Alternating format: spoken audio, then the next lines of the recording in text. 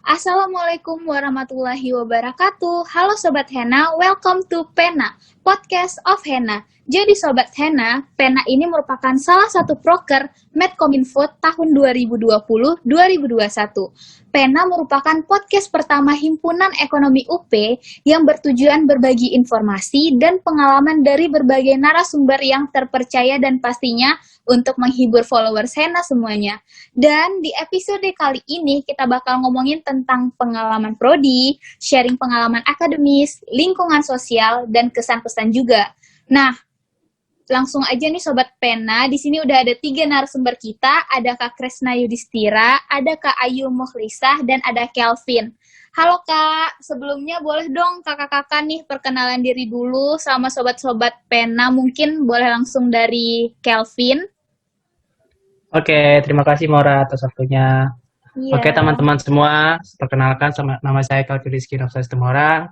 Saya dari angkatan 19, Ekonomi, Fakultas Ekonomi dan Bisnis, Universitas Pertamina. Mungkin dari saya itu saja. Halo Kelvin, selanjutnya ada Kak Ayu nih. Boleh dong Kak Ayu perkenalan dulu. Halo, nama aku Ayu Mukhlisah. Aku dari Ekonomi 2018. Terima kasih Maura. Iya, selanjutnya ada Kak Kresna dari 2017. Boleh Kak Kresna? Halo, nama saya Kresna Yudhistira. Saya dari angkatan 2017 dan saat ini saya sebagai komandan tingkat 17 ya. Jadi bisa mendampingi anak-anak 17 sampai lulus nanti lah sebagai komting nanti. Oke. Wow, berarti emang 3 sumber narasumber kita ini kece-kece banget. Jadi buat kalian jangan sampai nge-skip podcast kali ini karena bakalan seru banget ditemenin narasumber-narasumber kece kita. Jadi don't skip the podcast ya. Jadi buat yang pertama aku mau nanya-nanya nih sama Kak Kresna dulu ya. Kenapa sih milih jurusan ekonomi, Kak? Jurusan ekonomi ya. Jadi gini, ada cerita sendiri sih kenapa aku milih jurusan ekonomi di Universitas Pertamina ya kan. Dulu pas pendaftaran ada sedikit kesalahan. Jadi pada saat itu aku daftarnya itu kan ini yang double itu kan, bukan sosum atau saintek aja. Tapi aku milih yang bisa milih 2 sosum sama saintek. Jadi yang pertama itu sosum, yang kedua itu saintek. Nah, tadinya itu aku mau milih teknik sipil.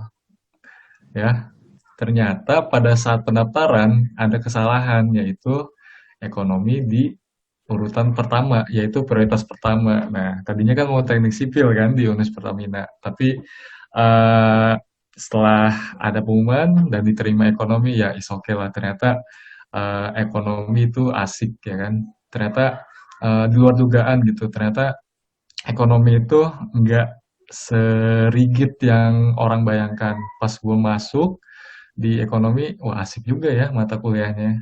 Jadi ekonomi sebenarnya udah dipertimbangkan jauh-jauh hari sebelum pendaftaran bahwa aku kalau misalnya nggak keterima di teknik sipil, di ekonomi ya kan sosum, karena dirasa ada sedikit passion lah ekonomi itu di gua ya kan.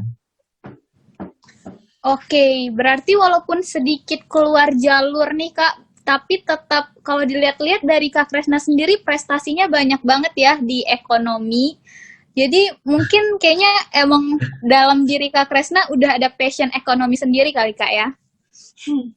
Iya, selanjutnya ini aku mau nanya mungkin sama Kelvin juga, masih pertanyaan yang sama, kenapa milih jurusan ekonomi nih? Oke.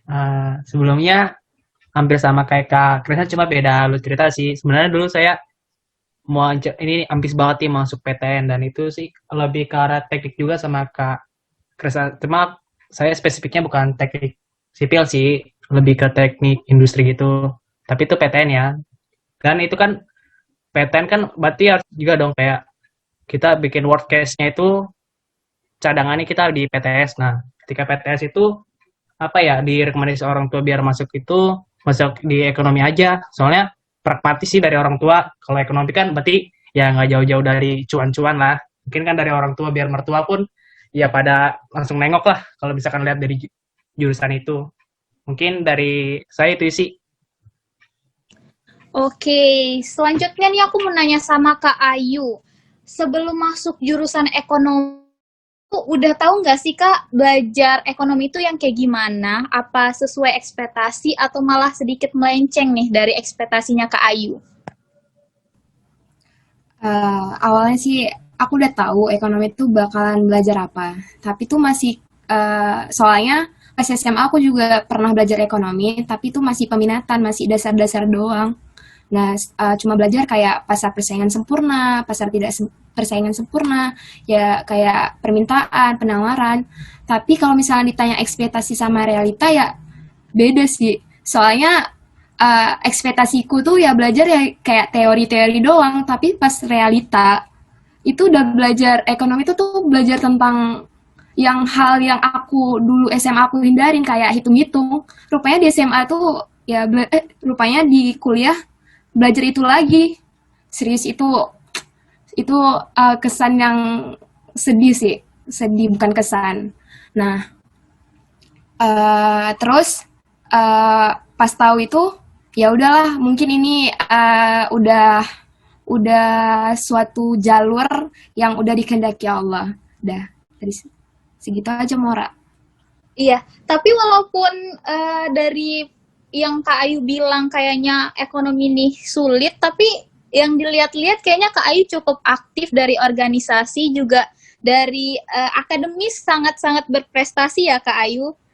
Itu gimana sih Kak caranya biar bisa mengimbangi gitu dari sisi akademisnya Kak?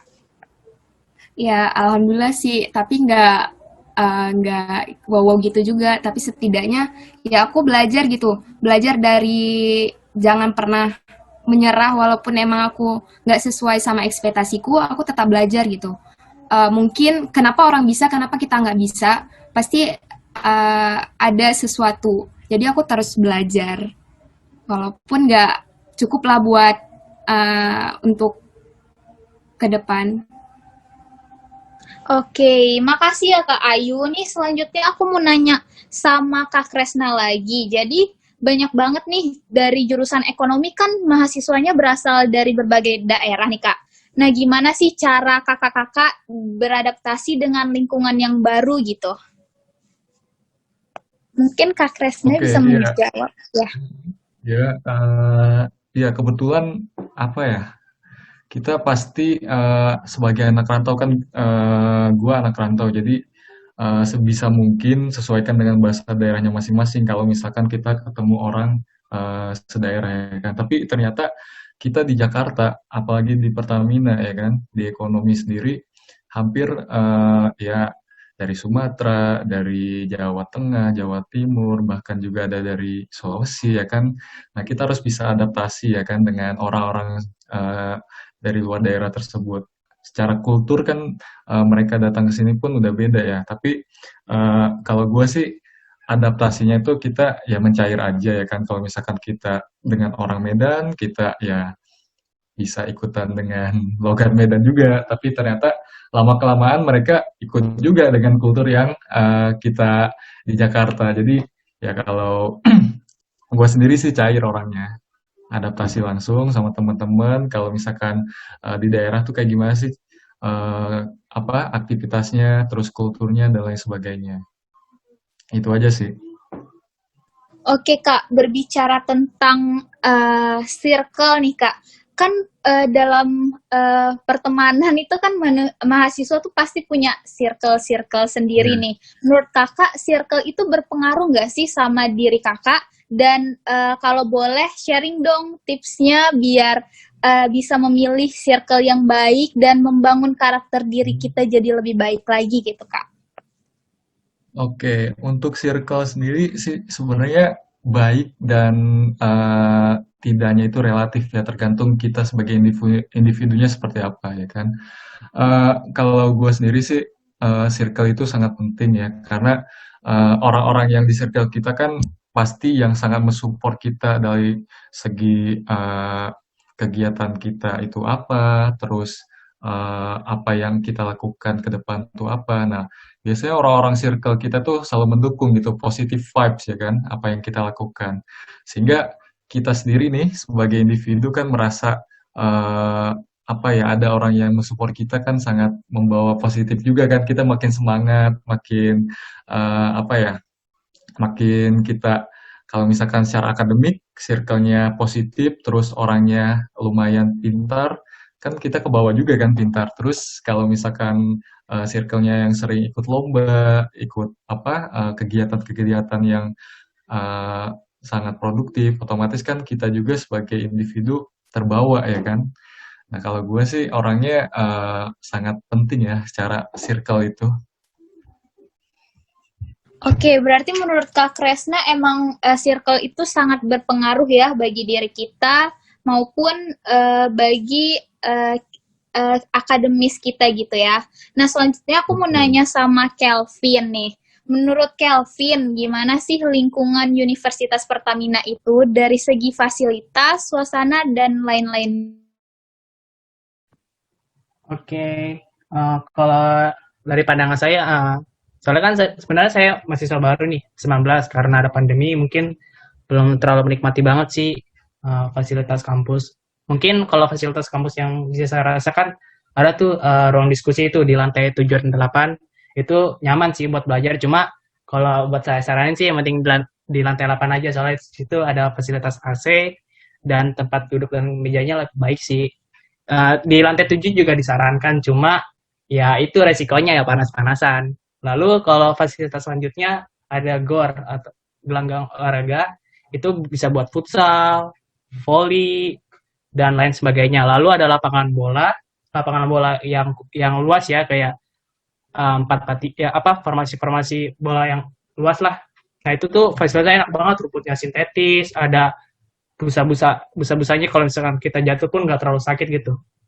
Lalu fasilitas selanjutnya ada kolam renang. Nah di sini sih fasilitas kolam renang nggak gratis ya, kita di sini bayar karena ya kan ada buat bersih-bersihnya, terus jaga fasilitasnya dan lain-lain. Dan itu kolamnya itu ada dua jenis, yang kolam buat terjun bebas sama buat kolam apa ya namanya, buat lomba itu sih. Nah di situ pun pernah saya lihat ada syuting film sih, dan aku nggak tahu nama filmnya apa sampai saat ini.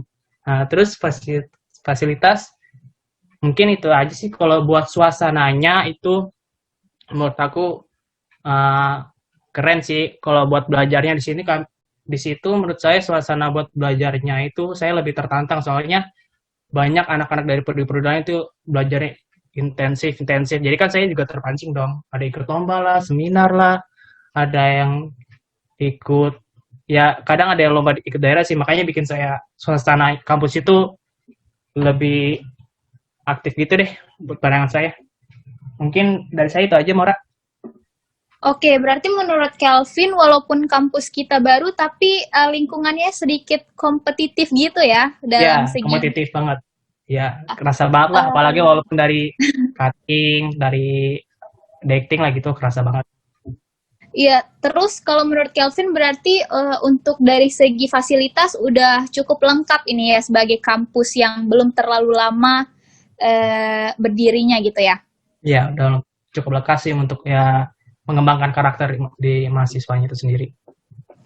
Oke, jadi selanjutnya aku mau nanya nih ke semua kakak-kakak yang ada di sini. Dari di antara kalian kan pasti pernah mengikuti lomba nih. Menurut kakak-kakak, lomba itu penting gak sih? Dan kalau boleh nih ngasih tips sedikit buat ngikutin lomba itu sebaiknya dari semester. Mungkin bisa dari Kak Ayu dulu. Nah, kalau aku nggak banyak ikut lomba, tapi emang nggak ada pernah ikut lomba ya. Palingan lomba kayak sepertamina, mungkin sepertamina, maksudnya sekampus gitu doang. Itu pun cuma badminton doang. Kalau ikut lomba sih penting ya, sangat penting. Ya gunanya selain buat CV kalian, kalian juga bisa di organisasi di lomba juga kalian bisa tahu pengalamannya, dapat pengalaman. Tapi aku pengalaman belum dapat soalnya aku nggak pernah ikut eh, belum pernah ikut lomba. Jadi mungkin ada yang Kak Kresna mungkin yang sering ikut lomba di luar. Oke, mungkin Oke, Kak Kresna nih ya bisa coba ngasih iya, sedikit sharing. untuk lomba sendiri sih sangat penting ya. Kita sebagai anak ekonomi banyak sekali tuh lomba-lomba yang sekiranya skopnya itu untuk anak ekonomi ya kan, seperti lomba karya tulis, esai, terus debat ilmiah, terus ada lagi bisnis case ya kan. Itu apa ya, ranah-ranah ekonomi itu sangat luas gitu untuk kita sebagai mahasiswa ekonomi untuk berkontribusi atau ikut serta di acara-acara atau lomba yang ada eh, ekonominya kan. Terus untuk lomba sendiri, gue ikut yang non akademik dan akademiknya. Kalau akademiknya tadi kayak esai, terus lomba karya tulis ilmiah, bahkan riset ya, riset ilmiah. Tapi itu semuanya nggak semuanya kita juara ya kan. Kita ada proses bahkan beberapa kali gagal juga. Nah, itulah tantangan kita ya kan. Mental kita diuji bahkan eh, tergantung kita kalau kita mungkin punya passion, punya semangat, kalau kita udah jatuh gagal. Nah, kalau aku selalu gitu. Kalau gagal, oh kita cari lagi lomba yang sekiranya mampu ya kan, yang sesuai dengan ekonomi yang telah dipelajari di kampus ya kan. Itu aja sih kalau dari aku.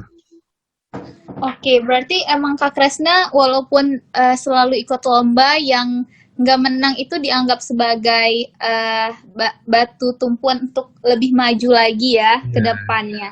betul betul. Iya, Kelvin mau sharing juga terkait lomba.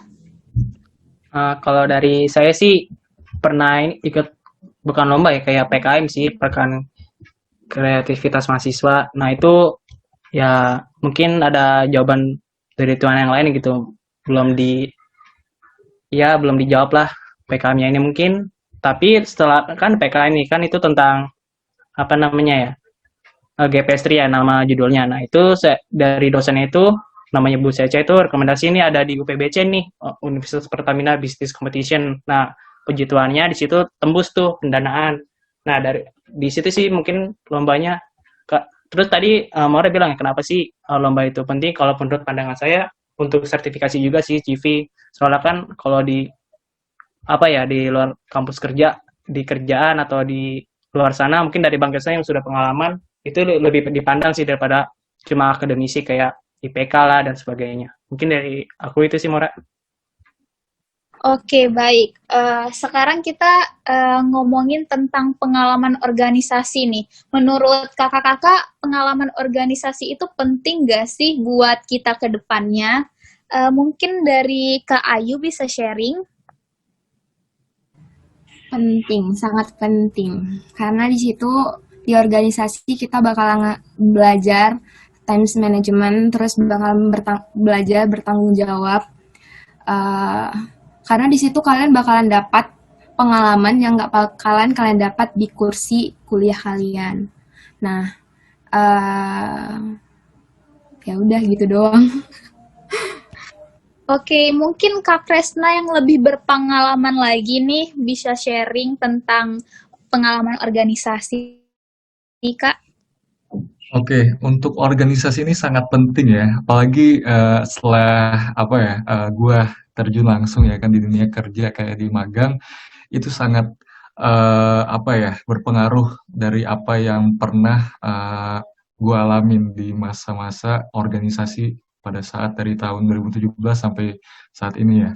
Dan itu secara soft skill, terus kerjasama, terus kita mengamati sikap tim kita, itu kita bisa pelajari di organisasi dan tidak ada di teori ya kan. Nah, oleh karena itu organisasi itu sangat penting ya kan. Bahkan mengeluarkan ide itu kan terbentuk dengan kita selalu ada di organisasi ya kan. Bahkan dengan adanya organisasi itu kita eh, terbentuk kayak semacam public speaking kita, terus critical thinking kita. Nah, jadi di dunia kerja itu yang sangat dibutuhkan itu seperti itu, bahwa orang-orang yang sangat adaptif ya kan, adaptasi dari segi organisasi di lingkungan kerja secara tim. Jadi orang organisasi itu sangat bisa lah adaptasi lebih cepat dibandingkan orang-orang yang hanya terpaku pada akademis saja. Jadi seperti itu. Oke, mungkin dari Kelvin nih mau sharing lagi tentang organisasi. Oke, kalau dari aku sih jujur kan masih mahasiswa baru nih di 19 nih karena ada pandemi. Nah, mungkin organisasi saya lebih ke ini sih himpunan mahasiswa ekonomi Universitas Pertamina atau HENA itu sendiri. Soalnya saya di organisasi tersebut saya mendapat banyak ini sih benefit kayak time management saya, gimana memanage orang juga, terus apa ya, gimana sih cara mendapatkan ide dari latar-latar belakang teman-teman yang berbeda gitu.